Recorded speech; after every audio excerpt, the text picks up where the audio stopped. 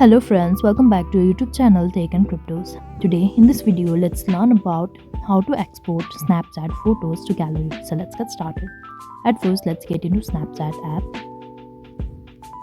Now you can simply click a snap and to save it simply click on save.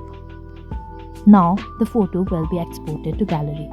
Now if you want some other photos that are already saved on Snapchat to be exported, simply tap on this icon over here and choose the photo you want to send.